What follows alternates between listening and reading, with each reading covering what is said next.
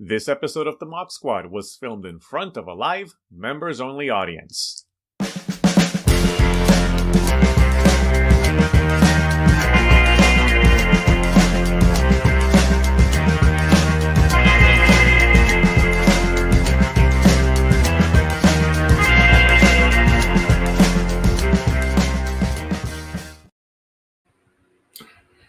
Hello, Rob. Well, hello there. How are you, Roberto? I'm doing well. Although if people had just seen our conversation before going on the air, there was a major rant between Rob and I regarding Alien Romulus and our disappointment with the film. But I think, well, Rob, you've already expressed your disappointment with the film multiple times online. So I have, and I've caught hell for it. You know, it just, you know, here's the thing, dude. I was there, man, when Alien was in. I saw it at the UA 150 Theater on the corner of 6th and Blanchard, downtown Seattle, which was my favorite movie theater in the world when it first opened. Mm-hmm. So Alien, I mean, I got Pearl here, you know, yeah, I have Pearl. Alien has been a favorite. I used to indoctrinate my friends at age 13 because I had the magnetic videotape of Alien. I would show my friends, and my mom would get irate calls from girls I'd bring over. Your son showed my daughter an R-rated movie, and blah blah blah. And my mom's like, whatever. Yeah. But it's since 1979. So it's not like I haven't been contemplating the Alien franchise for the better part of 40 effing years. We're now closing in on 50 years. In 5 years, it'll be what, 50 years? Yeah, you're right. 50 years. Yeah, in 5 years it'll be 2029, 50 years, which is almost as long as Ripley was floating in space after the end of Alien before being picked up in Aliens. That's right. And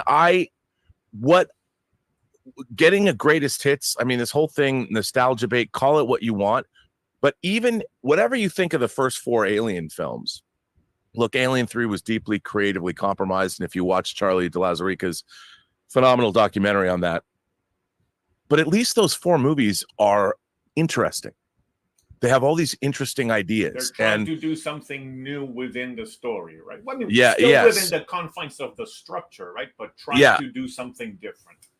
Well, and they're all like, look, they always had different things. Like what I love about Alien 1 is you have these blue collar, essentially oil rig workers who are completely oblivious to what the old gods, the Lovecraftian, the darkness of the cosmos. These are workaday people. Yeah. And they come across something they are wholly not capable of dealing with. Right. And yet you have a woman, Ripley, who has the wherewithal, and she has to dig deep to survive this situation. And yet it also was touching on that, the cosmic infinitude, the darkness of the universe that humanity will never know. You know, we're never going to know where that derelict space, or so I thought. Yeah. And then when you get to Aliens, you're dealing with corporate greed. It was a Vietnam allegory. You know, and at the end, the idea of motherhood, the strength of the feminine, the fact that Ripley, her proxy daughter in Newt, and she's literally going up against another mother who's, you know, and whether you want to look at that as subtext or overt, these are very compelling ideas that are taken to, and they play with the mythology in an interesting way. And they respect the audience's intelligence. And I'm not saying this movie didn't do that, but I feel that audiences, when I was 12 years old and saw the first Alien, it blew my fucking mind. Yeah. And now I'm watching this, and it seems like a by the numbers greatest hits played by a capable cover band. And I think the youth of America, the youth of the world deserves better. There's a reason why movies do not hold the same place for younger people today that they held for me and you and other people that were growing up, because they don't really have anything to say. I don't know. I mean, yeah, this movie was beautifully made. I loved all the physical effects and all that. But at the end of the day, it was just watching a greatest hits. It was like, let's do this, let's do this. And there was no subtext. There was nothing. There could have been. They tried. There was stuff. There was things there. But but I got swamped by all of the nostalgia stuff and completely out of context. Totally out of totally like saying the lines because they knew it was going to be a call out to the audience for no other reason. You might as well be breaking the fourth wall. Well, that's what they're doing. I mean, when someone says, "I prefer the term artificial person," or "get away from her, you bitch," I'm like, that belongs to a movie. That is a signature line from another movie. Yeah. How fucking dare you use that line? Yeah. How dare you? I mean, that should be the first thing that would be excised from a script in a rewrite. Where's the line from Alien Romulus that will be, where's their catchphrase? Where's their line? Exactly. Where's their line? Exactly. And when you don't have one, that in itself tells me that, and Fede Alvarez, I really appreciate, like, his original film, Don't Breathe. I mean, he made his Evil Dead remake great, but why would a filmmaker want to insert a line that they didn't write and put it in a situation where it's forced? That character would never have said that. No. Never have said that. Completely out of context. Completely out of context. And the idea, the thing is, when a woman is calling a creature, when she wields the word bitch, right, that had power. James Cameron knew exactly what he was doing when he put that word in her mouth. They've already established that character does puns, does dad jokes. Why not come up with some kind of a dad joke equivalent for that moment? We've already established that, dude. And that's the thing. That's how that is screenwriting 101. I'm sure that might have been a studio note, but the dad joke thing, which was ongoing. And by the way, you could barely hear his dad jokes. Yeah. It was so weird. I wanted to hear the ultimate dad joke that would have been the zinger, like using it in this moment. And you're right. I mean, it was already there, and it was frustrating. I hear you. But it looked good. It looked beautiful. I think, but I gotta say, everybody's praising all the practical effects and whatnot. Why you would then go and, instead of just using an animatronic or a completely different synthetic, why would you bring Ian Holm in the most obviously CG-fied? I mean, and why not hire Michael Fassbender or come make back? It the same model droid as Andy? Make it really a parallel between the two. Right. Or make it a completely new character. Maybe have, again, who? I mean, get Lance Henriksen and de-age him. Whatever. I mean, like you pointed out, Rook, Bishop. Oh, gosh. So why don't you guys castle? Yeah, next time we see Ian Holm, it's going to be Knight. Next time it's going to be Pawn. It's ridiculous. Plus, Ash has nothing to do with chess. So, if anything, it should have been something related to Ash. This guy should have been Cinder or something like that. Right. So, anyway, or Aspen, another tree or something. Yeah. So ridiculous. Okay. I gotta stop. I'm gonna otherwise. I need a drink. Yeah. But we're gonna have our first. Actually, let's have everybody join us first. Let's do the. I know this is the part that brings joy to Rob here, is letting all of our I do. I do love this. So let's go ahead and admit everybody. Let's go ahead and bring all of our members into the chat. Remember, folks, as you come in, you can raise your hand with the reactions tool in Zoom, and then we will have you'll have an opportunity to chat. I already put Alon's he made some great alien. I saw that. I put one on Instagram already. Yes, good job, Alon. I wouldn't know how to do them unless Alon had taught me how to do them. So I owe everything to Alon for the ones that I've been putting together. So yeah. And speaking of Alon, I think it's going to be our first speaker here. So let's go. He is. He got his hand up. Let me go ahead and put you, Rob, in the hotspot here, and then we will go ahead. Hotspot. There we go. And let's go ahead and bring in Alon to get us started. You should be able to There we go. You should be able to join us now, Alon. Welcome. Hi. Nice work, son. I already put your picture up on Instagram with the alien theme, Goldsmith's alien theme. I'm glad you liked it. Well, it was great. I don't even take the time to say thanks. I just steal it and put it up on my own social media. That's fine.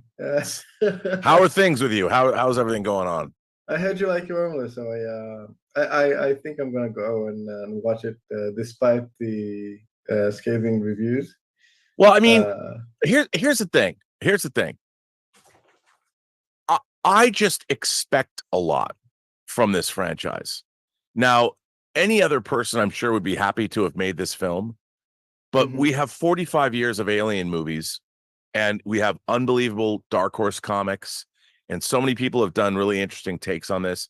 To watch what's essentially a greatest hits that could have had lots of really interesting subtext, not have those things, was distressing.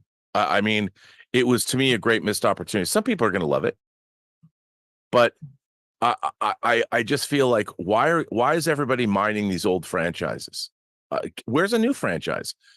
Fede Alvarez is a talented filmmaker. I understand. Well, let's go back and make an Aliens movie, okay? Because they have to. Because 20th Century Studios, Steve Asbell, who I love, yeah, he has to make anyway. But it's your time. I would go off and pontificate. Yeah, I don't have the baggage that you have with this franchise, so I think that I might enjoy it. Yeah, because you weren't born. You weren't born in 1970. You were not of movie age in 1979. I wasn't even considered, I think. Yeah, no. My Your parents didn't. Yeah, they had. Yeah. Yeah, it's just that I don't think that there's a lot to watch right now in cinemas until Joker 2, I think. Which looks great. They played the trailer for that before Romulus. Yeah. I'm avoiding everything. I did it for Deadpool. I just watched like the first teaser and that's it. And I really enjoyed it. So I think I'm gonna stick with this, avoiding the trailers and everything. I haven't seen anything for Alien Romulus. Also, I haven't seen anything for like basically any trailer over the last, I think, half a year, sometime. Oh wow, well that's good. Yeah. Well, sorry we spoke spoilers earlier, Alon. I hope we didn't ruin it for you. Nah, that's okay. I watched the Rob's version also, which was also very spoiler filled. Oh man, I'm sorry. No, you should have turned that. You should have turned. I said at the beginning it's a spoiler filled. You did. Thing. I don't have the baggage that you have with this franchise, so that's okay. That's fine by me. Discerning. It's not baggage. It's a discerning opinion. Right. Yeah, I can't wait. I get to watch a Rosemary's Baby prequel. I mean, am I supposed to be excited about this? I don't know. Anyway, the entire this entire stream should be spoiler filled. I think it's like it's in the premise of the stream. It really. Yes, it's true. It's a spoiler filled talk, member chat. It is. It's up to you guys. You guys define what we're going to talk about. That's right. So anyway, I don't have much to talk about. I did spend a couple of minutes just putting you into the Alien posters. I loved it. I'm glad it's on Instagram also. I'm gonna go. I will credit you. I forgot to write that you did it. Now I feel guilty, but I will. That's okay. I will say that I always give people credit for their work. I can still do it while we're talking. I'm going to go credit you for the art. Anyways, have a great rest of your day. I'm gonna head off and I'm gonna sleep early tonight. Oh, all right. Well, sleep well and hope everything's. I know everything's crazy over there, so stay safe and all that. Yes. Well, you'll always be there. Yeah. It's great to see you, Alon. Take care. I'm giving you credit though right now because I don't want to. So let's go ahead and. So stay safe, sir. Stay safe, Alon. 1001 Johnny has to leave very soon, so I'm gonna go ahead and bring him in because he requested it. So I'm just gonna go ahead and have him join us now. So, welcome, Johnny. You should be able to join us now. What's up, dude? Thanks.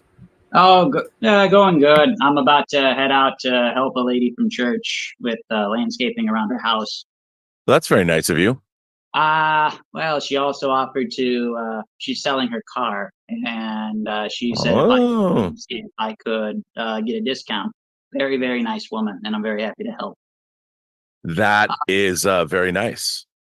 Now, that being said, I got like, two things I want to get into. And I'm in trouble now. This is all good stuff, Rob. Like I like it a lot. I couldn't. I like sending in the chats, giving my thought for you to read, but then it's like those are some good ones last night, by the way. Oh, thank you. Again, like I like your idea a lot about Tony Stark just going wrong in the cave and becoming Doom. I do like that idea. It's very good. Well, it could be a different look. I just love road less traveled stories. Sure. You know, and I've always loved seeing people could zig when they zagged, and I don't like the idea of Robert Downey Jr. playing Victor Von Doom. I think I like the idea a little bit though, because in my mind, I like remember when I said realism, I think is herd imagination. Right. Could actors not play different characters because it is not real, and people can see, like. That's the magic of acting. And I say that as somebody who like watches Ultraman and other stuff in Japan. Sure, they reuse actors all the time. Of course. But I think the fact is you're talking about the lead actor in the entire MCU. Mm-hmm. And the like changing, like I agree with you, an actor should be able to play anyone. But you're talking about the most iconic actor, and then you're asking audiences if he's just playing a character, if he's just playing, and maybe he is, I don't know, but you have to overcome audiences' suspension of disbelief. You're putting yourself in a compromise. I don't disagree. It's just I think there is not enough faith in the audience. Like again, like to the point with Godzilla. They did just about anything with Godzilla. They were imitating spy films. They imitated Ultraman with Jet Jaguar. They had Godzilla do a drop kick, like a kangaroo just sliding around. Yeah, and that's because they knew what type of film they were making. In that instance, they were making something just supposed to be fun. Like even Eiji Tsuburaya, when he did the Godzilla vs. Conquers the World movie, he focused on a fake horse in a stable as Frankenstein's coming in and destroying a farmhouse on the countryside. He focuses on this mechanical horse. It's just a little gearbox is going underneath, poking a toy horse up and down. And then he focuses on the horse. And it's like, why are you doing that? He's like, because it'd be funny. Right. But I mean, the thing about Godzilla movies, and that it's a pretty good example, they've used Godzilla in different ways. Like when you got into the High Sierra in like the 90s, they were doing serious, I mean, it was Godzilla, but they were doing science fiction stories. They were doing like they're using Ghidorah coming back from the future and talking about, I mean, they were doing some really interesting stuff. And I liked that era of Godzilla movies. And then when you get to the last two Toho films, both Shin Godzilla and of course Godzilla -1, those are two legitimate, like I would show anybody either one of those movies, especially Godzilla -1, but even Shin Godzilla, which I think doesn't get enough love, because those are have you seen the short films that they've made in between both of those films? No. They're on YouTube for free. And what makes them significant is that they're suitmation. And they made they go back to the suits, and they're like 10-minute long ones. There's a serious one and a goofy one. Were they made by Toho? Yeah. Oh wow. I didn't know that. They were the spectacle of G-Fest last year. Okay. All right. And then Toho uploaded it onto their YouTube channel for everyone to see after G-Fest ended. So you got a serious one where it's Megalodon, right? The beetle kaiju. Yep. So they got one where Godzilla fights him, and it's a serious thing. It's suitmation. It's a Shin Godzilla type fight. That is just to say like how intense it feels. Yeah. And Godzilla looks like he loses, or he beats him but dies, and then it closes in on his eyes, and then it opens up. No, he's not dead. And then the other one is Godzilla and Jet Jaguar, and it's wow. and it's more goofy. Like I showed both of these to my neighbors, and the thing ends with Jet Jaguar and Godzilla. They're fighting. Then another monster shows up that knocks them both down. Jet Jaguar pulls Godzilla up, and then they're just staring at each other. It's an intense stare down, but then suddenly Jet Jaguar goes. Right. They're both Godzilla, Yeah. Sorry, I'm losing my train of thought because I'm noticing my time is short. Now, again, like, it'd be great. Really, your idea is great. It'd be a great focus on like Robert Downey Jr.'s time in the MCU, making it about him, because without him, it wouldn't have started. It's a great meta sort of thing. But I also, like, I remember, like you were saying, when it comes to Endgame, we believe it. I got to be honest, I didn't believe it, but I was on board. Like, as soon as they started doing the time travel thing, I was like, this is just them celebrating all of the movies they've done. And that was like just great. Like, as soon as I saw it as a celebration, a meta thing. First, I think it's a hard sci-fi idea. They're time traveling. They're even talking about time travel and the rules of it. Then when they start time traveling, this is just celebrating all the movies. And I love that, because that's what Super Sentai and Kamen Rider do just about every year. They bring back. Although but they did things like having Tony Stark meet, Howard Stark, and that scene. I mean, that's a legit scene. And I think that, Infinity War was a lot more focused, but Endgame had a lot of stuff to do. And I thought that the two, and it was very much more of a comic booky kind of a situation too.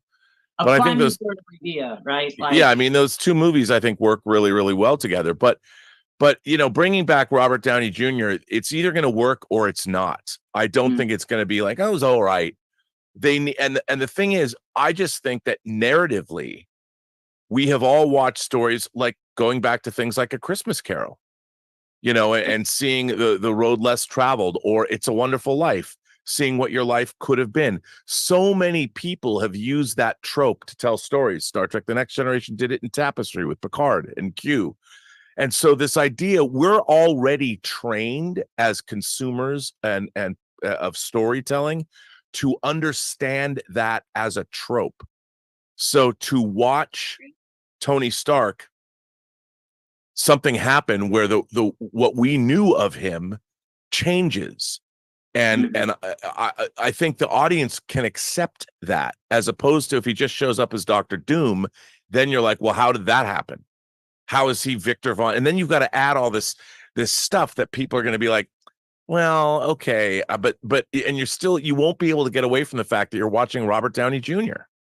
But if it's Tony Stark that becomes a villain, it's the old adage, you're going to live long enough to it's the Batman, the Dark Knight. Live long enough to see yourself become the villain. People are already primed to understand that. But anyway, it's good to see you. Yeah, good to see you, Johnny. Good luck with the. And by the way, I don't know if they're going to do that. Sure. That's just for me. I like the idea. I have no insight into whether or not that's what I would do if I was in charge of the MCU. And you're going to bring back Robert Downey Jr., because I do think it's a lot more difficult to overcome, to put Robert Downey Jr. as Victor Von Doom, because you have a Fantastic Four movie we know that starts out in a different universe that takes place in the 60s. And if Robert Downey Jr. is playing Dr. Doom, there's a lot of baggage then that you have to play with and shoe in to put into Doomsday and then Secret Wars. How are you going to make all that happen? I don't know. Now, is the Fantastic Four movie set in the 60s, or is it set in a universe where the future is a 60s aesthetic? I think it is a period piece, because in all the artwork you see that, and they show the stuff they showed at Comic-Con, that trailer had that 60s vibe. Right. And then they probably get lost in the negative zone or whatever the hell happens. Right, they go on some John Byrne-esque cosmic adventure, whatever Byrne or Hickman did. Yeah. But I was thinking that maybe it was equivalent to the year 2024, but in a universe where it's like the Jetsons kind of thing. I don't think so, no? But okay. maybe. Okay. Because they show things like there was a Life magazine issue that was from. Okay. They've already been with that style. I love that idea. Mhm. You know, the Tomorrowland future that never was. That never the was, Tomorrowland, right. and then the Fantastic Four disappear. And I like the idea that they're already the Fantastic Four. Yep. Ben Grimm going on a dating show, like they're already the big. And it works because we don't have the Fantastic Four in our universe. Right. So I mean, I think that's a way. And maybe the reason it's retrofuturistic like that is because of heroes like Reed Richards and their innovations and the technology that they contributed to that world. Yeah, I mean, because it you know, it's weird. It's weird that the multiverse, they've decided that there's all these equivalents. Like, why does the multiverse have to have counterparts of everyone? Yeah. I mean, the odds of that is strange, but you know, it depends what they're going with. And the real problem I have with their idea of the multiverse is they've never established what the rules are. And that because there are no rules, that nobody knows then what are the stakes? Yeah. Who cares? Yeah, no, they've definitely not taken advantage of the time they've had with those movies to really give us an explanation. So no.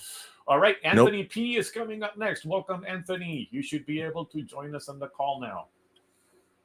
Hey, what's up, Rob? What's going on, man? How are you doing? Good to see you as always. Always a pleasure to see you too. Hey, Rob, I wanted to dive deep into the whole aliens thing. I think that a lot of people are mistaking your passion for like hate or like disdain for the movie, because I get that a lot. I haven't seen the movie yet, but I kind of would compare it to like two like franchises, I guess you could say, that I'm really passionate about. Would be like Friday the 13th and total end of the spectrum Miami Vice, right? And comparing it to like the remake, like the last Friday the 13th 2009 remake or the Miami Vice movie, I can see the parallels of like where you're coming from with. Yeah, but the Miami Vice movie's awesome. You know what? Oh, at first when I saw it, I was like, but over the years, I've literally grown to love that film. It's great. It took me some years, but not comparing it to the TV show, I actually love the film now.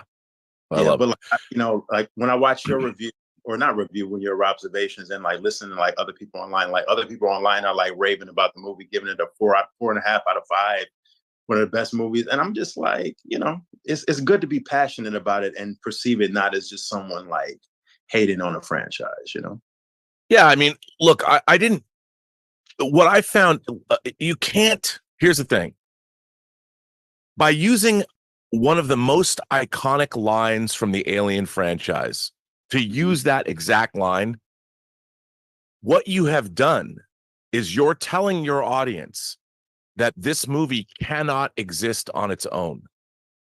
And I think that is, and I prefer the term artificial person. All of these weird callbacks to the other, all Alien Romulus does is call back to the other films, to the point where they're using, when something happens, they use the score. Like you hear the Prometheus, you hear Mark Streetfield's the Earth piece of music that's really good. But it's like, why are you doing that? So your movie does not have its own identity. The thing about a movie is that it has to create its own reality. And every time you're breaking that fourth wall, you're taking something, and this is something that is kind of a conceit of our modern, of the 21st century, when you're going back, and it's really interesting because the way James Cameron did it in Aliens, when you first see the face huggers in Hadley's Hope, in the medical bay in Hadley's Hope, when the Marines go in there, we know what they are, and the way they're presented, it's very matter of fact. They go into the medical bay and you see the 3 face huggers in those containers, and Burke's like, are those the things? And Ripley nods. That's the same thing. You're doing a callback and you're playing on the audience's knowledge of the xenomorphs and what we've seen, but it's not stupid, and you're not breaking the fourth wall. The audience knows what's coming, and then they do a face hugger attack like Fede Alvarez does. It's just there's more of them and they're in the water. Right. But the way Cameron does it is he's bringing the audience along, presupposing the audience is smart, and he never breaks the reality of his movie. He doesn't have, because there is, Alien doesn't have quotable lines. You know, Alien, it has. Well, I guess I shouldn't say quotable lines because I love the conversation with Ash, and I was saying this to Roberto before we went online. When they have a conversation about the alien, and she's saying to Ash, "Oh, you admire it," and he's like, "I admire its simplicity. I won't." And then they even quote what Ash says. I won't lie to you about your chances, but you have my sympathies. I mean, all of that is great character storytelling. And what I can't stand is the rudimentary, elementary, bad writing that people always fall back on as a crutch. Get away from her, you bitch.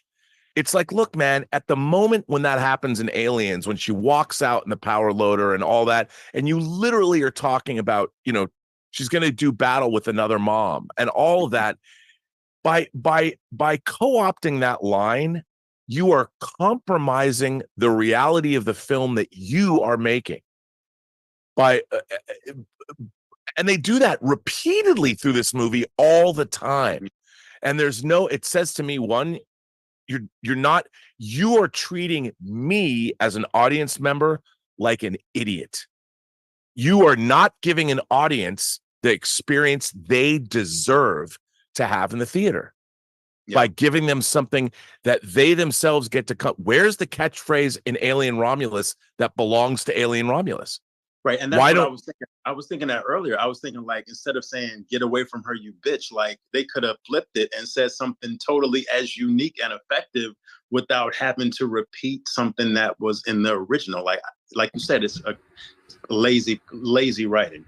Not only that, Tony, but they established that the character who says that does dad jokes earlier in the movie. And there could have been that he makes punny jokes. So why not come up with something? You already have set that up. Right. Yeah, and allow that. I mean, and that's something you've brought to the franchise.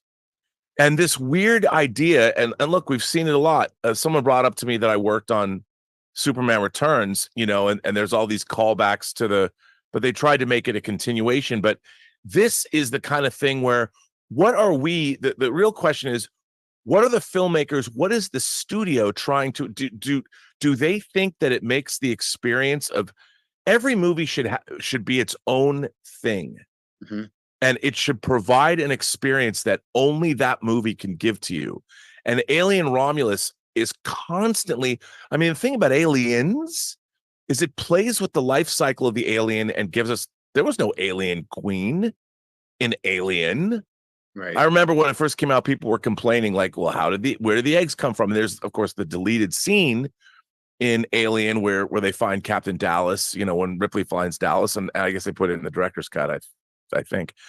Well, that interferes with the idea of the life cycle of the alien. But now we saw there was some really interesting things in Alien Romulus that dealt with that. But you've got to give an audience something new, and a zero gravity set piece using the alien blood is interesting, but I mean, they borrowed from all the other Alien movies to the point where it was distracting. I kept waiting for them to tell me a story that was unique to Alien Romulus, and everything was borrowed. Even as Roberto and I were talking about the third act, it's like, oh, you've borrowed the end of Alien Resurrection. Yeah. And the question is, why? Why did you do that? What does a studio or a filmmaker think that they're doing? I mean, the one thing about the first 4 Alien films is, whether you love them or not, they're all very unique. They all do things that we'd seen before in the previous movies. And whether you like them or not, the clone of Ripley and the ties to the alien itself were very interesting, you know, leading to that very iconic shot. But, you know, that's just me. I'm sorry, I didn't mean to. We could have probably gone on. I didn't mean to cut you off, you know. Yeah. Anyway, it was great to see you, Anthony. Always good to see you. I always feel you elevate the conversation. That's what look, this movie, I expected more from it. I expect that movie to treat me as an astute Alien viewer that's been watching this franchise, to give me something new, give me situations that I can really chew on from an intellectual and a visceral level. And all I got was greatest hits. I already know those hits. They were already played for me originally. And if you're going to do a whole movie where it's just one greatest hits after another, it's like every time they went to a room, I felt like I was going to a Halloween Horror Nights at Universal. Oh, here's the themed room from this movie. And here's the themed room from this movie. And this, and I'm sure a lot of people are like, wow, look at that. You know, the familiarity, you're supposed to be like, oh, I'm happy about this. But that's not how Aliens worked. When you saw Aliens, she's resisting. I am not going back there. And then we lost contact with the colony on LV-426, you know, and there's the underlying meaning behind Aliens. There's a lot more going on. Corporate greed, the idea of fighting a superior military, fighting basically a guerrilla force, you know, the allegories to Vietnam, all of those things, the grunt movies, Men on the Mission movies, all that stuff was all brand new. It was taken from other genres that we were familiar with, like the tropes of the military. But we think as the audience, these motherfuckers have firepower. They're not going to have a problem with their smart guns and all their pulse rifles. They're going to go in there and kick ass. Oops. Right. And after that scene, Cameron leads you down the primrose path, and then they get their asses kicked. And we as an audience are like, well, what the fuck's going to happen now? That's why that movie's so great. When you're watching it for the first time, you don't know what's going to happen. In Alien Romulus, you can anticipate everything that's going to happen. And that's the difference. Yeah. And that's why I sat in that theater tremendously disappointed with all the great talent on display. Really well-made movie. Yeah. Oh, well. But that's the modern age we live in. Yeah. Nobody trusts the audience anymore. Maybe Brian Erdy has something to add about that, so we'll go ahead and let him in right now. Welcome, Brian. Hey, how are you, sir? Sorry if I already bummed you out. Say again. I'm sorry if I bummed you out. No, I'm strong. I'll push through. I'm not going to talk Alien. I'm going to talk about something that a friend and I did last night. A friend of mine named Don Tipton, who... Hello, Don. Hello. We have not seen each other in 30 years. And he drove down from Ohio to Atlanta. And within an hour and a half of us seeing each other for the first time in decades, we were sitting in a theater watching Star Trek II, The Wrath of Khan. I saw that picture that you were going to do that. Now, I want to talk a little bit about the experience of seeing it on the big screen, because it's been a while since I've seen it on the big screen. But afterwards, you have to let me talk about something that happened while we were entering into the theater, because of all people, I think you will appreciate the irony of this. So I get really irritated with the continued love for Star Trek II. I mean, it's a great film. It's always Star Trek II is the best film ever. On and on and on and on, and it completely overshadows my favorite, which is the motion picture. Mine too. Yeah, and it's like, come on. So I've always had that in the back of my head, but sitting in a theater for the first time in a while, seeing it on the big screen, it is a great movie. The character moments in that movie, the humor, the practical effects, the models. It's such a warm movie. And I understand Star Trek the Motion Picture is kind of cool, you know? It's a spectacle. It's a film.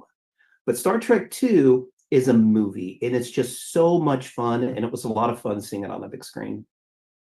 I totally agree with you. I mean, Star Trek the Motion Picture to me elevated Star Trek to where it always existed in my mind anyway. I took it very seriously. Whereas Star Trek II is, I mean, I do think there are different kinds of Star Trek episodes.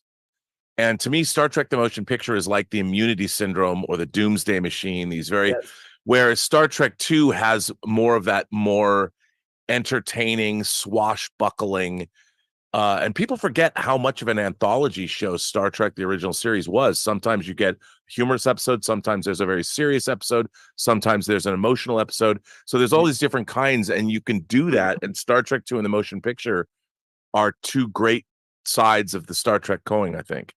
And Star Trek II, I love that it's very different. And I'll tell you, to be honest, I saw Star Trek 2 4 times the day it opened. And the first time I saw it, I didn't like it. Yeah.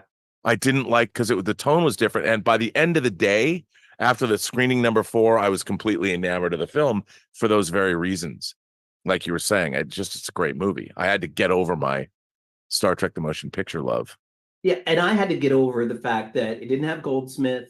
They had new uniforms. They changed the font, all this little stuff, little nerd. Dude, little nerd I was right there. And I hated the uniforms at first. I'm like, what? Why are they wearing pea coats? Like if you're on the conning tower of a submarine before you dive, like you're Sean Connery in Red October, I understand. But why are you wearing these giant wool coats? I can't imagine something more uncomfortable on the bridge of a starship. I mean, these coats wrapped around turtlenecks. Yeah. I mean, come on, man. Yeah. Yeah. All of it bugged me. Jim, get back your command. Well, you had already gotten back. Why are we back to talking about getting your command back? It's just, I could talk for an hour about the things that irritated me about the movie, but I was right there with you. We had a blast. There was a huge crowd. They were really into it. It was a great crowd. A great crowd can really make a difference. But I want to tell you about what happened when we showed up, and what happened ultimately ended with the hour drive back to my place, me having to explain to Don this whole convoluted saga. Okay, as we're walking in, we've gotten a drink next door, and as we open the door to the theater, the Plaza Theater. There's a guy right behind us, and we both sort of like step back and open the door and let him go through. And Don says, "Hey man, that's a cool t-shirt. What ship is that?" And this guy's like, "Oh, that's the USS Axanar." And I'm like, "Oh man." and he goes, "Are you familiar with Axanar?" And I was like, "I bet you know Alex Peters." And he's like, "Oh yeah, we're super, super tight. Man, we're getting so close to finishing up this thing." And maybe this isn't very nice, but I was just sort of egging him on and, "Really? Tell me more about it. I want to hear all about it." And Don's looking at me, and he doesn't say this, but he's looking at my smirk, and he's like noticing and thinking to himself, "Brett's being a little disingenuous here." So and it's fine. I wasn't mean to him. I just asked him a bunch of questions and got all the information that I could, and he was super, super excited that these two movies are going to launch in the fall. So after I said, "Look, I'll explain all that on the way home." So driving back to my house, I gave him the full saga. So I thought you would appreciate that. Well, you have to show him Prelude to Axanar. I told him all about it. Yeah, I sent him a link. Okay, because it's I think it's I'm proud of that work. It's just we did it 10 years ago. Well, you did it 10 years ago, but you did it in what, 2 months? Well, it was from the time the crowdfunding started in March of 2014, and we premiered it in a movie theater at Comic-Con in July of 2014. And the same thing, the Vulcan scene, we crowdfunded it, and then I finished it like 2 months, and it premiered at Comic-Con. I mean, look, I hope that Axanar is good. Yep. I honestly would love to have it be good, that it could stand alongside what we did with Prelude. I just don't have any faith that it is, because the people involved in it don't know the difference between good and bad. So we'll see. Maybe it'll be good. Who knows? We'll see. I'd like it to be good. Thank you for the time. Always good to see you. Have you gotten anything new, interesting lately, and for your collection? No, I have been hunkered down finishing up Beyond MySpace. And okay. All right. So I look forward to playing it. Yeah, probably about a month, but I haven't been shopping or getting anything new. I've just been getting stuff out of boxes in my garage so that I could display them lovingly and shoot them and video them. And yeah, that's what I've been into. Nice. Well done, right. Sir. Cool. Peace out. It's good to see you, Brian. Rob, I'm a little concerned that I'm sorry, what did I do? I put the wrong pin here. At pin, there we go. I don't know who I else pinned there. I did something I was trying to remove Brian, and I pinned someone else to the board. Who is that? I'll fix it in a second. I don't know. I have no idea. I think I can unpin it here. Remove pin. I'm concerned that Brian might get sued by the Accenture guy just from bringing it up here. We might need to do some editing of this episode before. No, it's fine. It's fine. It's fine. All right. We got. Hold on. Let me get. Well, Pedro Ferreira is here, so let's go ahead and have him join us. Welcome, Pedro. What's up, dude? Hi, how's it going, Rob? You all right? Yeah, just been. I'm enjoying myself immensely because I'm editing together all of the dialogue for the audio drama with all of these great actors.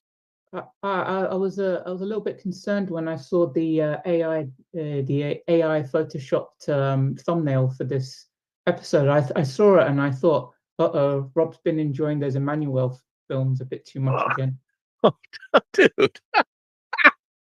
No, man, that's Ash. That was me as Ash from the first Alien. Yeah. But yeah, but I like that your mind went there. Now I can't unsee that. I wish at this age I could muster that much. Everything still works though. Oh yeah. That's hilarious. I was thinking, so how's the beans growing going? Dude, I tossed that thing. I threw it away. I welcomed. That was the weirdest. And again, a shout out to Second Sight for replacing that. But I did have people contact me and say things like that had happened to them. I just don't know where the switch off point was. Sounds like why would conspiracy? Sounds like a conspiracy to get everyone to stop growing beans. I don't know. I was just going to say anyway. Have you ever heard of the film Warriors of Virtue? Yeah. Have you heard of that film? Yeah. You know the production history behind it. It's crazy. I do not know much about the production history behind Warriors of Virtue. The people behind that, the producers behind that, had never made a movie before. Right. Yeah. And they're not like writers or anything. They're doctors. They're physicians. Right. George Miller, who made the Mad Max movies, he was a physician before he made. All four of the brothers were doctors, and their father like passed away or something. He left them an inheritance, so they used the inheritance to make the movie. God bless them.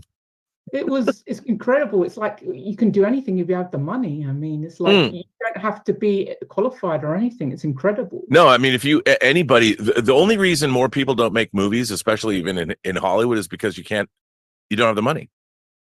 I mean, if I was offered back in 2009 or 2010, a friend of mine came to me and was telling me about this thing called cryptocurrency. Oh, yes. And he wanted me to buy Bitcoin. And I was like, what? Yeah. And back then you could buy it for like a penny. Yeah. And boy, was I stupid. Yeah. I mean, if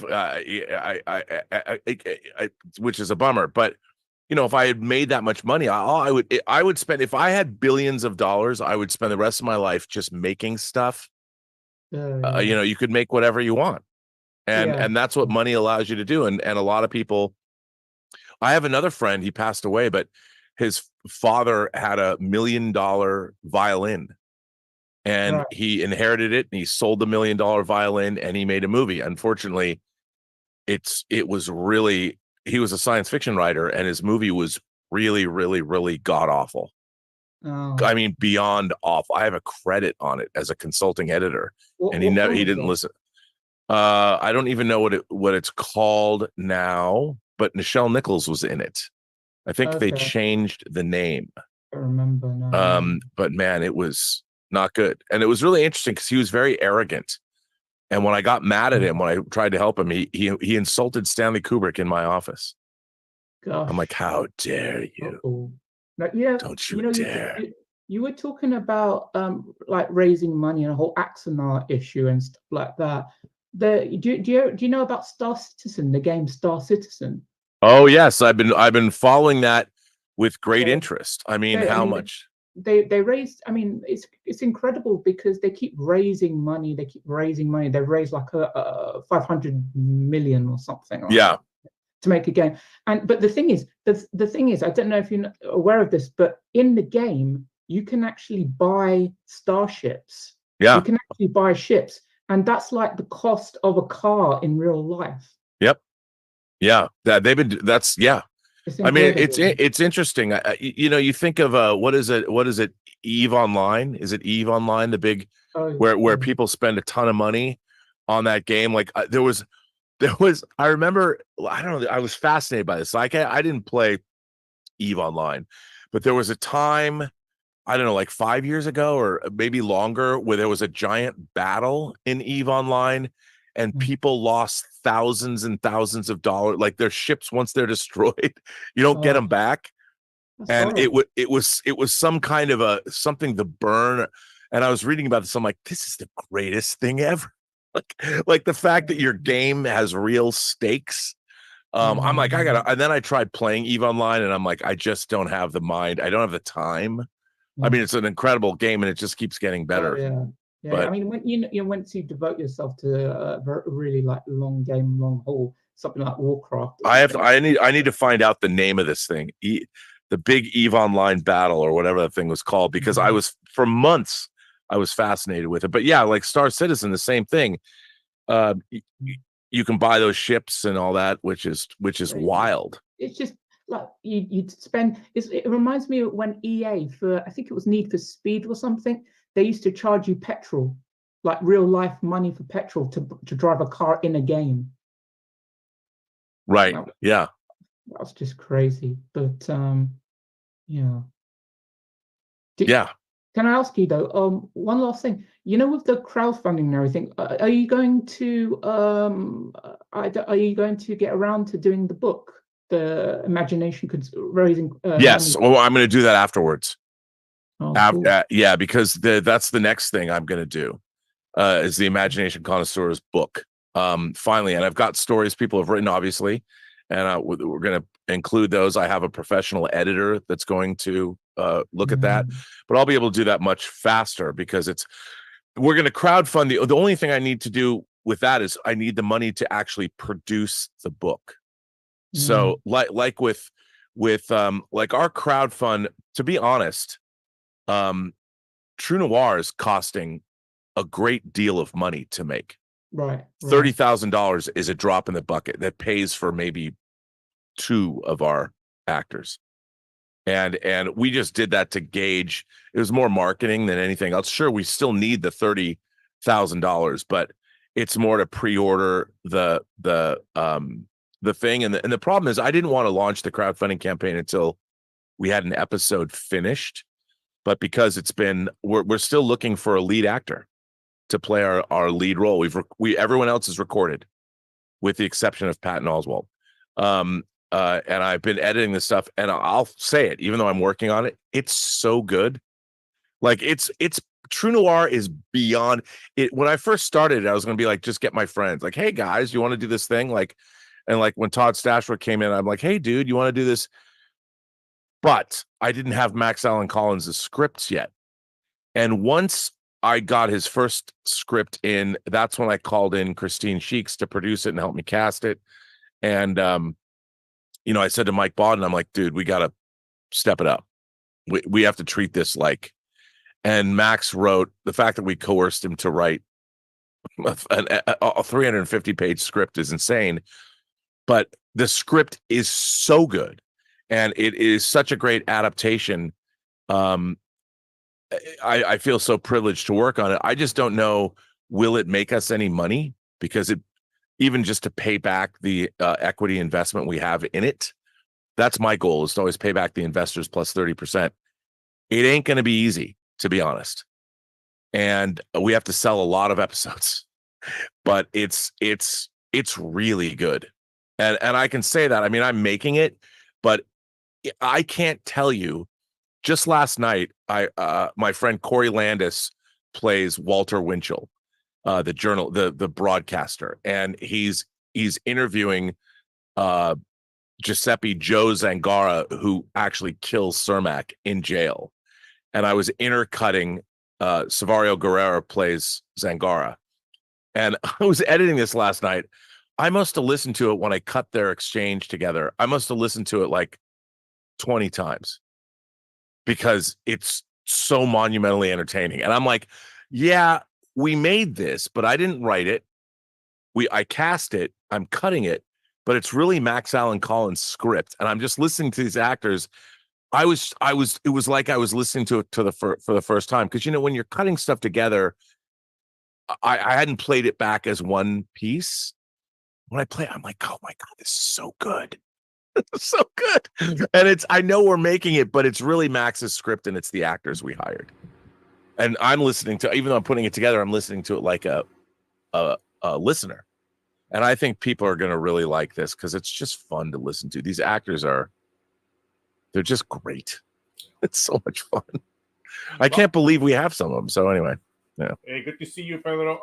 Rob, is it possible to have it published, quote unquote, through somebody like Hard Case Crime, who I know has worked with Max Allan Collins? Oh yeah, before? I mean, no, we're definitely going to do all of that. The thing is, we have to finish it first. Sure. Because even people are like, what is it you're making? People keep saying it's a movie. Like yeah. I've been talking about this, calling it a fully immersive audio drama on my YouTube channel for the better part of 2024. Yeah. And everybody still thinks, I can't wait to see the movie you're making. You would think in this day and age with so many people listening to podcasts, because there are podcasts that follow dramatic narratives like this, right? That it would be something that people would be more familiar with, like the one that they did for Sandman and you know many. Right? Which is, and to me that is the pinnacle. Sandman and like Batman Unburied and all that. That's kind of what we're going for. This is different though. Okay. Because my approach is that I'm approaching it like it's a movie. It's like a movie. It sounds like a movie. It feels like a movie. You just can't see it. Right. So it's more like a 10-episode TV series, which is what we're leading up to. If it's successful, we'll do 3 or 4 or 5 of these, and the goal is to adapt the 3 novels set in the 1960s as a streaming series. Right. And one of the reasons it's been hard to cast our lead, to cast Nathan Heller, you know, Todd didn't want to do it. And I understand. When we did the proof of concept and we started getting the scripts in, it became a different project, and I understand that. And the cast that we have Emmy winners, Golden Globe winners, Academy Award nominees. I mean, it's an incredible cast. I mean, when David Strathairn said he would play Frank Nitti, I'm like, no way. That's amazing. We're not going to get David Strathairn to play this. And he did. Yeah. And I'm like directing him. I didn't have to do much direction, but I kept thinking to myself, he was in Albany, New York, at a recording studio, and I'm looking at him perform, and I'm thinking to myself, I'm looking around, and Max Allan Collins had joined us. I had him come into all the recording sessions. So if there was something that I didn't understand about the historical context or whatever, he could chime in. Yep. And he was very respectful because he's a director himself. But I have no problem bringing the writer in. It was great. He's become one of my favorite people in the world. I love Max Allan Collins. He's starting to direct another movie this week too. But this project has been, because for me, I've been able to control it mostly from a creative standpoint. I've had all the control in the world. Mike Bodden made sure of that, and it's been such a delightful process. It's the most fun I think I've ever had making something, you know. And I'm really proud of it, because look, people are going to judge me. Yeah. I mean, there's Tango Shalom. We've got White Devils coming out, and if you're going to talk, I can't talk mad shit on. I can't criticize Fede Alvarez or Steve Asbell at 20th Century Fox. I mean, I've been going back and forth with Steve Asbell, who I love, you know, the president of 20th Century Studios. I'm like, bro, good job on that $100 million weekend for Alien Romulus. Right. I mean, and people are like, are you going to come out and be honest about it? I'm not going to talk shit to him without backing it up. I mean, I'm not going to, and I'm putting something out there. If I wasn't doing my own work, I could never criticize other people's work. Right. So. All right. we actually gonna have Stubble McShave coming next. Krizik requested to come in a little bit later, so we're gonna go ahead and skip to Stubble. So Stubble, you should be able to join us now. Welcome. By the way, I want to thank you, Stubble, for the articles about postmodernism, which I'm going to get to on the show. And I'm wondering if Stubble is not able to hear me. Stubble, are you there? Oh, yep. I think he's been able to. Yep, there you are. Welcome, Stubble. Yeah. Hello, sir. Second. Hello. How are you? How are you? I'm fine. I thought I was next in turn. Yeah, sorry, Stubble. Krizik requested to be postponed for a little bit later, so you're now up next. Okay. Yeah. Sorry, I wasn't really prepared there. Anyway. Hi. How are you? What's doing? going on, dude? How's Sweden? Oh, it's good. It's good. You know, the summer is more or less over here, and we're a few weeks left, but I wish it was over here. Yeah. This has been the hottest summer in California in like history. And in here in the Observatory, it's a sauna. Yeah. It's just been it's whatever. So have you read something good? You anything you experienced that you've liked? I've been busy with work and stuff. I haven't really had time to delve into. I've been reading the one I talked to you about last time. Yeah. But I've been busy with stuff, so I haven't finished it yet. But it's pretty good so far. That's good. That's good. Yeah. Anyway, I was thinking about Nosferatu. The upcoming movie or the old Nosferatu? The upcoming movie. I'm looking forward to it. I'm a big Robert Eggers fan. It's probably the movie I'm most looking forward to the rest of the year. Yeah, no, that for me, it's that and the substance. Yeah, and I want to see what Megalopolis, what it's like. Me too. Can't wait. Couple weeks. Yeah, but I was thinking, even if it's the best, horror movie we've ever seen or something, and like that, and I don't think it will get any Academy Awards recognition, even if it's the best movie. Yeah, you're probably right about that. Because it's it's an old property that's been done several times. It's not something new. Even if it's it would turn out great, I don't think it will be recognized. Well, I mean, I don't know. I mean, maybe technically, but it depends. Yeah. If the acting is amazing. Yeah. I mean, it's been made, whether it's Klaus Kinski, whether it's John Malkovich or Willem Dafoe in Shadow of the Vampire. I mean, Nosferatu is some well-trodden ground, but I think Robert Eggers is going to do something amazing with it. Yeah. So. Yeah, but we'll see. I'm looking forward to it. Hope it's great, and it's perfect for his style. Oh yeah, I can't wait. I'm very excited. I haven't watched Alien Romulus yet, but I don't mind the spoilers. I think spoilers often, unless it's very big spoilers, but spoilers often increase my interest. Yeah, I've never cared about that either, because I learned when I was a little kid that reading like a review of a movie or finding out about a movie has no bearing at all on what it's like to actually watch a movie. Like I could read it doesn't finding out about a movie never, for me, it has no bearing on the experience of watching a film.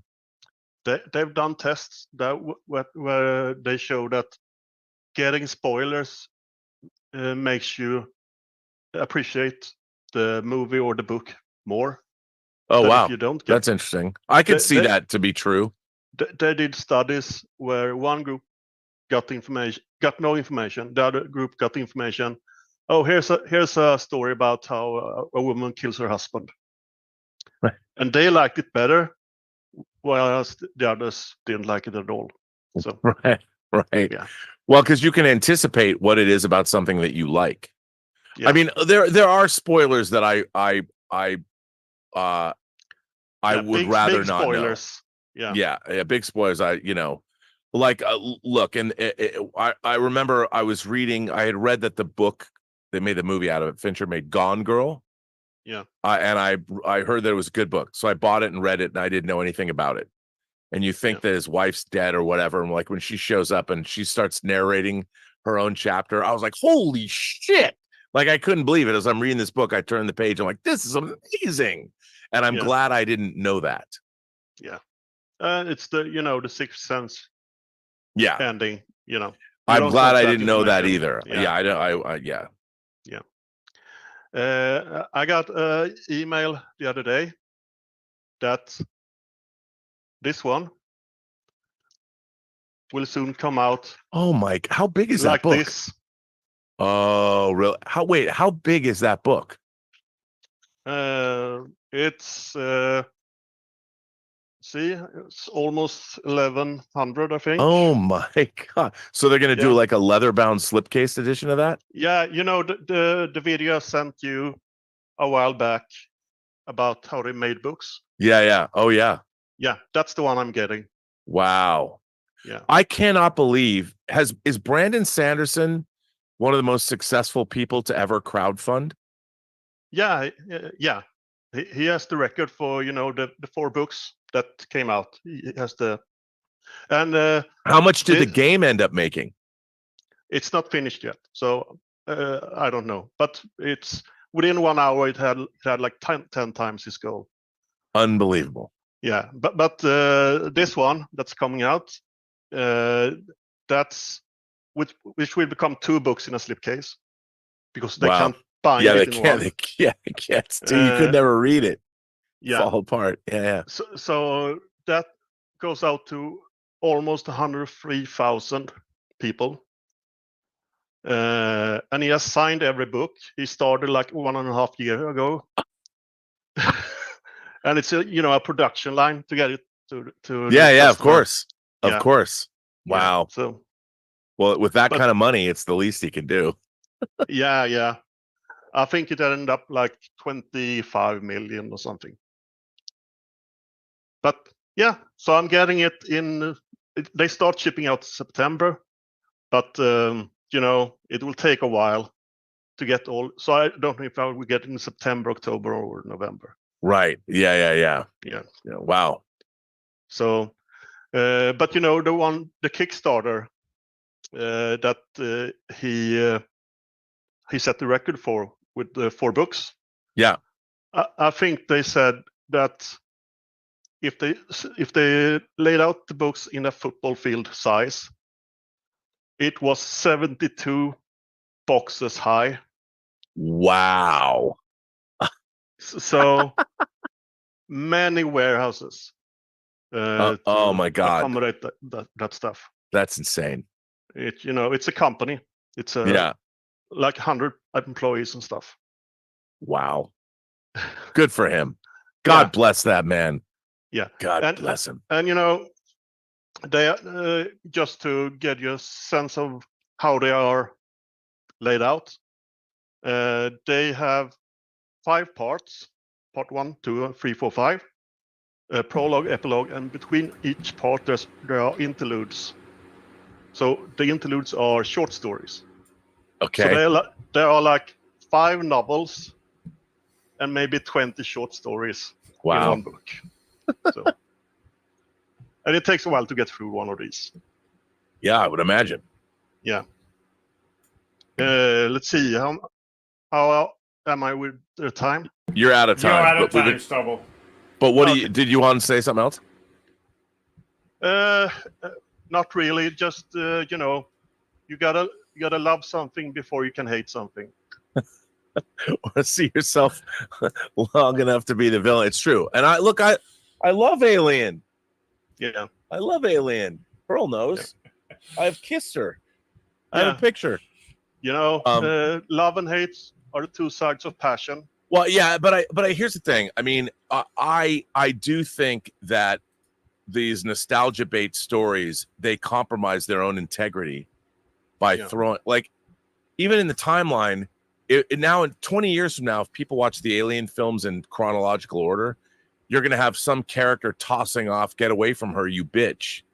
Yeah. That then people are going to see Cameron, quote unquote, reuse it. And they're not going to understand in a historical context that it was Cameron who did it first. And unfortunately, that's something that I think filmmakers should take into consideration. So should corporations that own these things. Because I would think that filmmakers, if you were working, Fede Alvarez could not have wanted that in the movie. That had to have been a studio mandated thing. Well, can't you work in this thing? And because no filmmaker worth their salt would want to do that, especially if you're making something that comes before Aliens, because you're stealing from an iconic scene. And this kind of corporate thinking is so bad. It's where America is compromised, because that thought process permeates every part of our civilization. And it's so frustrating and so lame, so BlackRock, so Vanguard. Figure it out, fellows. Because start thinking in the long term, but we can't, because human life is so finite. And I hope we figure out the immortal pill, because if human life is extended by thousands of years and one person can live for 3,000 or 4,000 years, our entire perspective on everything would change, and we wouldn't do such stupid shit. Well, thank you so much, Stubble. Yeah, I don't know that I want to be around that long, Rob. I do. But we'll Wouldn't you want to? If How cool? I could be healthy and that'll be the thing. I mean, if you're going to be immortal, yeah. I'd be like David Bowie in The Hunger. Sure, you get to live for thousands of years, or hundreds of years, and then in a day you age out and die. Although he never really died. You get stuck. You get to hang out with Catherine Deneuve for 300 years, which is pretty great. But then you have to spend the rest of your immortality up in a box where you can't move because you're so old. But you know what? If you could take showers with Catherine Deneuve every day for 300 years, worth it. Definitely. Worth it. Major Chai Chai is here. Welcome, Major Chai Chai. How are you? I am well, and you? I'm good. I'm trying to make you happy, because I have to make True Noir the best it can be. Yeah, I know. Because you're the only person that I'm going to care about your opinion. When if you don't love it, then I fucked up. Okay. Oh, you're putting a lot of pressure on me now. No, the pressure's on me, because if it's not good, you're going to tell me. Yeah, I'll tell you. But at least you'll have a really cool bound version of the script, and the script is great. Yeah. Really good. And you can sit there and go over it line by line. Well, that was good. That wasn't good. Nah, you should have changed that. You can really come after me. Yeah, because that's what I do with movies anyway. Yeah, that's what I do. I see you got your old fashioned. I have my Kentucky Mule. Yeah, it's funny. This has been sitting here. It's so hot in here. Everyone's drinking. That this is it. I brought this in here like a couple of days ago. I forgot it was even here. It was hot to the touch. The air in here is so hot. It's just insane. Oh. I should have bought a split, but maybe next year. Yeah. So, I want to say hi, Sonny and Rick and Horace and Julian. I had a lot of fun. That's one of my favorite pictures. I put it up on Instagram. Yeah.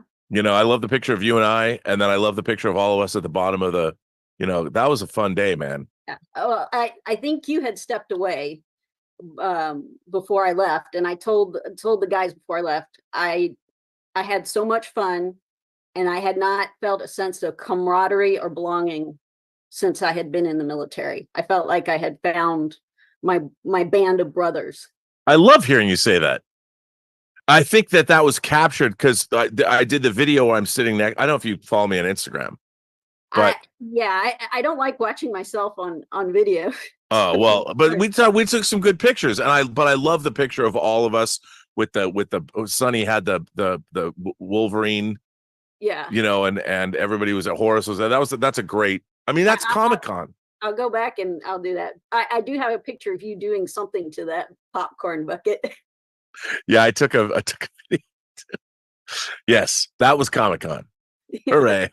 All right. But I love hearing you say that, because that's what Comic-Con's all about. That kind of. I have to say, I hadn't felt that way. I loved this Comic-Con. It was so much fun, just hanging out. Yeah, the meeting Louis Lombardi was so nice. How great! First of all, how great is he and his daughter? Yeah, they're awesome. And they're like the greatest people. I don't know if you. how you were busy moderating the panel, but I started coughing. And Louis looks at me and is like offering me his water bottle from the stage. I love, by the way, he's great in True Noir, but I love him. He starts following me on Instagram. I follow him. He is just one of the great, to me, he's one of the show business should be a place that fosters, that creates the kind of people that Louis Lombardi is. Mm-hmm. And he's just what an amazing guy. Yeah. And what a great father. You know, really, and Ava's just a great kid. Yeah, I talked to her because she's sitting there at the table, kind of sitting quietly. So I was trying to engage her. Yeah, she's nice. She's so nice and so smart. She came to the recording sessions, mm-hmm. and I think she's going to UConn college. I don't know if she's there already now, but what a just great bunch of people. And everybody was crazy. I mean, I loved meeting everybody. I can't believe that people like Anthony DePaglia and Don McManus and Louis, and they all wanted, and Bill Smitrovich, who is one of the great guys of all time. Yeah.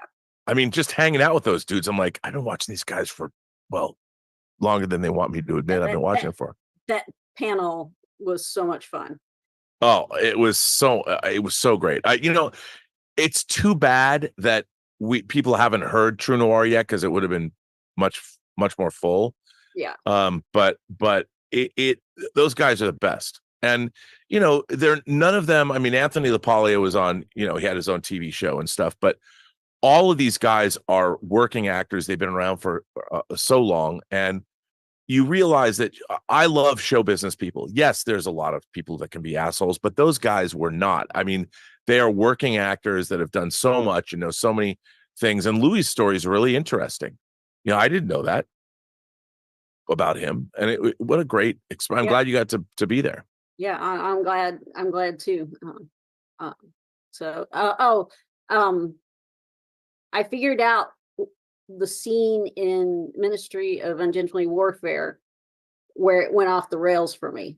Okay. With a verisimilitude. I don't know if you've seen it. I haven't seen it yet. You've seen in the trailers where Cavill's character's taking the cigars from the general. Yeah. Well, there's a following scene where he comes out of the building and he turns. There are two sentries at the entrance, and he turns to one of them and he offers the cigar, and then he takes it back like, psych. And I'm like, you just lost me. Yeah, that's a dick officer. Right, that's an officer that he could do it to another troop, like another officer, like the Ian Fleming guy that was there.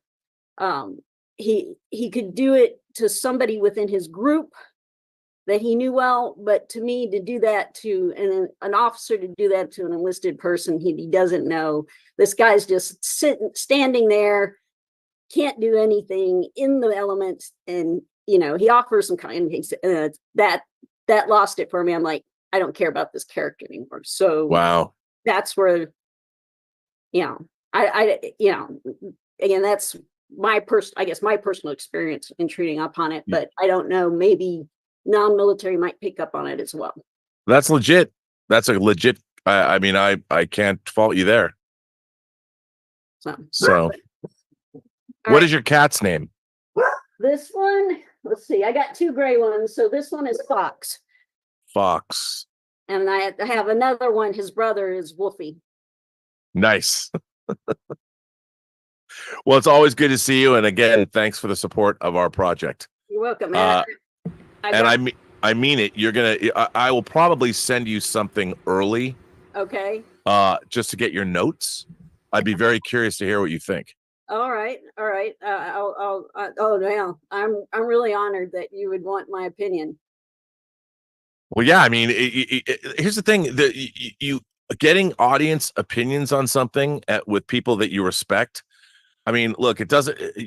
Do your worst. I mean, I'm trying to make it the best. Like, and to be fair, I've never made an audio drama before, and so this is my first time. I know what I like, but sometimes there are things there you get blinders on and you don't know if something works. I know I've made it work, but does the audience?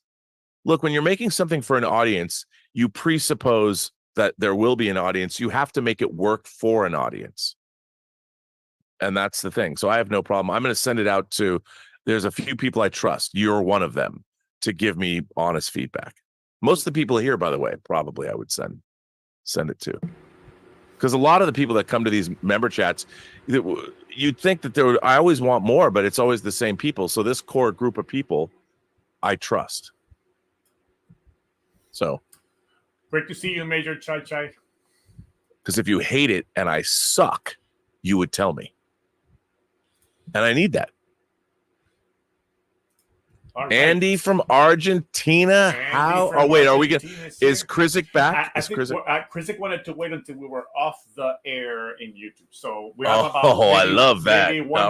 One more caller here, and then we'll disconnect, and then we'll have Krizik join us. So let's go ahead and bring in Andy now. Welcome, Andy. You should be able to unmute yourself and join the conversation. Yep. What's up, dude? Roberto. Hola, Rob. I always say hi to everybody. How are you, man? How are things in Argentina? Well, we're in the winter here, so pretty different from you. And I'm just getting over a cold here, so I'm trying to get over this. But I want to use my time because I was paying attention to the other episode where you were talking about the new Alien movie. Yeah. And how you were defending your reaction. I'm talking about the amount of reaction where you were defending, like, yes, I know it's a movie, but it's important anyway. And I want to talk a little bit about that. All right? Yes, sir. Please. I believe movies matter. All right? I believe they inspire us. They shape our culture, our society. When people go to see movies, it's the same way you can read a book or watch a series or whatever. Go to the theater or see a play, whatever. The best of them is like you always say.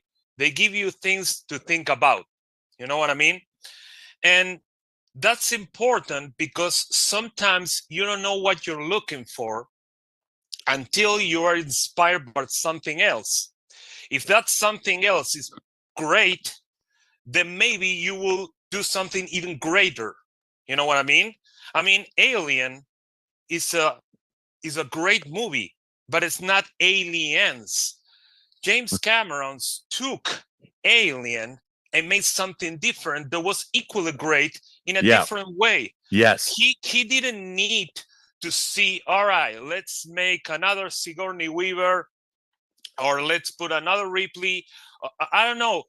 It's not like that. How can we copy this to make money? That's what was not his thinking. You know what I mean? No, and I'll tell you something. Nobody who made movies ever thought that way. Now, I want to say, Fede Alvarez, I don't know, probably you know, that is from Uruguay, so it's pretty related to Argentina. We're just only separated by a river, if you know. And it's not like I would defend him, but I'm on you on the fact that I can pretty much affirm that this was a studio call, man. This was executives going to him. It's like saying, aren't you going to be a team player here? Because we need a catchphrase and we need people to think about the last movies, which were great. And maybe he was thinking, but I want my movie to be great too. I don't want to reference other movies that are great, so people will think, all right, this is a YouTube video, so this is like a SNL skit or something. No. And probably executives who are not filmmakers, they are money men, and they want to make the sweet cheddar, if you know what I mean.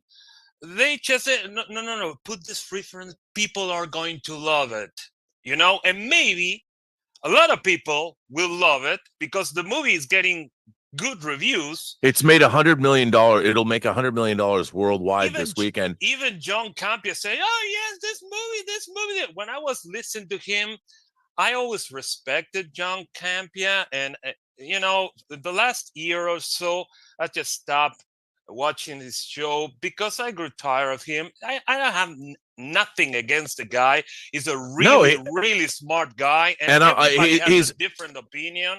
John has treated me well. I've been streaming with him for 9 years, you know, and I think what John's done, he's a pioneer in the space, and I've always liked John. And people like, the only reason I haven't been on the John Campia show is because I'm doing True Noir. The True Noir. And there's a lot of money. I mean, this is not a cheap thing to make, and I have to stay here. And I'd like to go back, but also making things as I get older, I want to make stuff. But people think that there's so weird. People think that there's always some beef or something. There's not. John has been one of the things I like about John Campia that people don't know about him, because you'd have to know him. If he has a problem with you, he'll call you up and go, "Look, I need to sit down. I need to talk to you," and he'll tell you.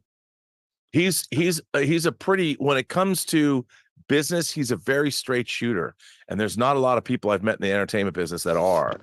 And I've always just, because look, I'm a loose cannon, and when John's had a problem with me, he sat me down and said this. He's like, "Rob, I need to talk to you. This is how I feel." And I'm like, I completely respect that, and people don't know that about John. I want to say also that I've seen Deadpool and Wolverine, and the last time we spoke about this, I had some concerns, and unfortunately they just made truth. So actually, I was thinking that they are not going to use S-Force just because they're allowed by Marvel. Oh yes, they did. And some other thing is that I couldn't find, and I looked into the movie, I couldn't find the story. I mean, yes, there was a very good gimmick about Ryan Reynolds and Hugh Jackman's portraying Deadpool and Wolverine and making fun of Disney and making fun of Marvel and making fun of everything. But the story, I think it was non-existent. I believe they went to a 5-year-old and they asked him, "What would you like to see?" And he said, "Oh, what if Wolverine's death in Logan was so important that the universe would explode? And Deadpool has to bring another Wolverine because the replacement will fix the universe. But there's this really bad guy in the TVA who made a machine that is called an accelerator to make it faster." Are you fucking kidding me? What the fuck story is that? I think it was just an excuse so they can have both of them in the movie, make as much money as they could, and then the movie will be forgotten in a month. But it doesn't matter because we have $1 billion now, so who cares, right? Yes, I totally. That's all I wanted to say. I know I'm out of time. It was Andy, really good to see you. It's good. It's always good. I mean, we've been talking for years now, and you even helped me find Mobius and all that. So you always remember that. I know, but that would meant a lot to me, by the way. But here's what I think you bring up something that. So here's the thing. Humanity, we live in a continuum. On one hand, there are people dying in wars in Darfur and Sudan right now. There's a massive humanitarian crisis. What's going on, of course, in Israel, the Middle East. And so people are always asking me, like, okay, in your particular, I understand that there is a continuum of human existence. On one hand, there's horrific awfulness. I've had many of my friends, 5 people in the last 6 months have come down, been diagnosed with cancer. And I've had good friends of mine fighting for their very lives. And we're all going to die. But the thing that my lane is this entertainment, this thing that I love and that has given me meaning in my life. And so that's what I choose to concentrate on. So, but I'm very aware sometimes, why am I bitching about Alien Romulus when I have people that I know currently fighting for their lives? And that is a very legitimate question. But the thing is, it's all part of the same continuum. And you have to be able to, I choose to concentrate on art, because art is how we define our existence. And unfortunately, because there's so much money involved, it used to be art and commerce was where Hollywood met. The art is gone. It's all commerce now at the studio level, which, by the way, isn't working. We're watching Hollywood crumble as everyone, because BlackRock and Vanguard and all of these investment companies that are controlling the economies of the world want to make all businesses the same. And they don't realize that Hollywood isn't that way. And we're watching, I mean, I took so much meaning from movies. And now that they're, and movies are product, they've always been product, but they've always been made by artists. And it was that meeting, that place that they met that worked. And now they've gone too much to the commercial end.